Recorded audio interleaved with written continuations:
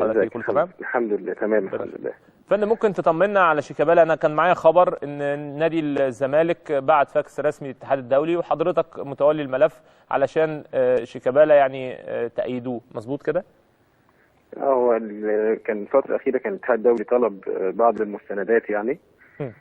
فالاتحاد المصري كان خاطب الاتحاد الإماراتي ووصل رد ليه.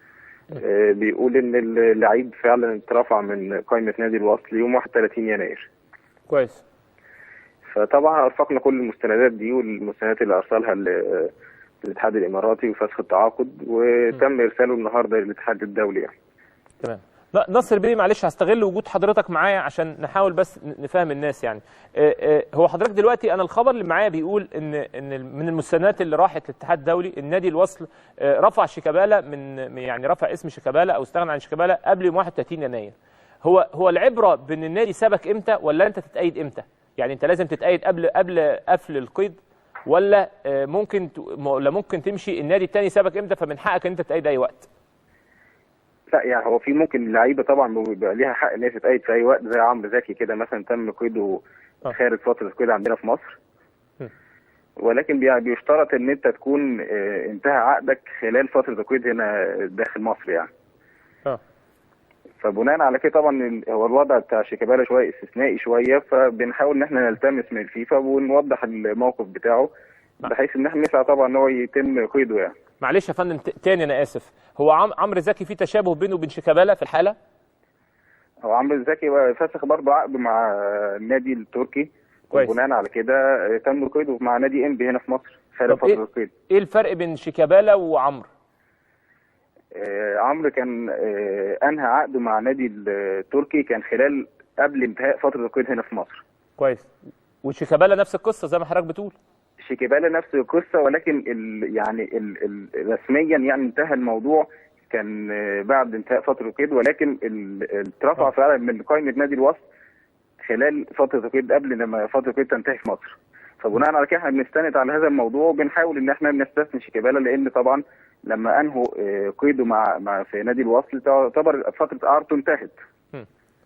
لان كده خلاص ما بقاش من حقه ان هو يلعب مع نادي الوصل، وكان تم قيد لعيب برازيلي مكانه في القائمه بتاعت نادي الوصل يوم 31 يناير، واللعيب ده فعلا شارك مع نادي الوصل يوم 1 فبراير في ماتش رسمي واحرز هدف كمان. فيعني كان حصل استغناء عن خدمات شيكابالا يوم 1 قبل انتهاء فتره القيد هنا في مصر. طب فندم هسأل حضرتك برضو سؤال، قضيه كده كنا بنناقشها يعني وجود شيكابالا دلوقتي في نادي الزمالك، الموضوع ده ممكن ياخد وقت في الاتحاد الدولي او في المراسلات ولا الموضوع ده حلوله بسرعه؟ يعني انا شايف ان ما كنا بنتكلم دلوقتي ان وجود شيكابالا او قعده شيكابالا من غير ما يلعب خساره ماليه على نادي الزمالك وعلى شيكابالا، وعدم لعب شيكابالا هيأثر برضو على مستواه. فهل في سرعه في الردود دي ولا الموضوع دي بتاخد وقت طويل يعني؟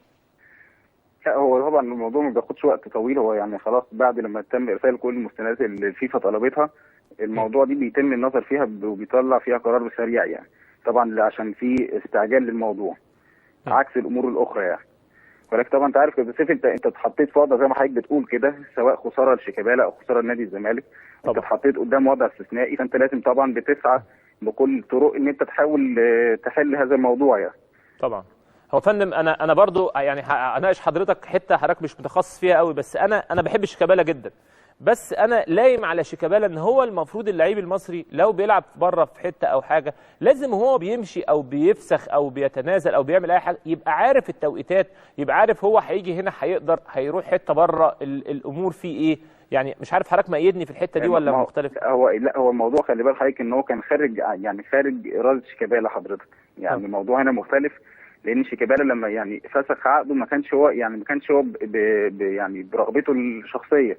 بس يا فندم هو شيكابالا تنازل عن الفلوس وعملوا هناك حفله تكريم، يعني هو كان من حقه انه يقول ان انا مكمل وعنده التزام مالي كان ممكن يبقى موجود.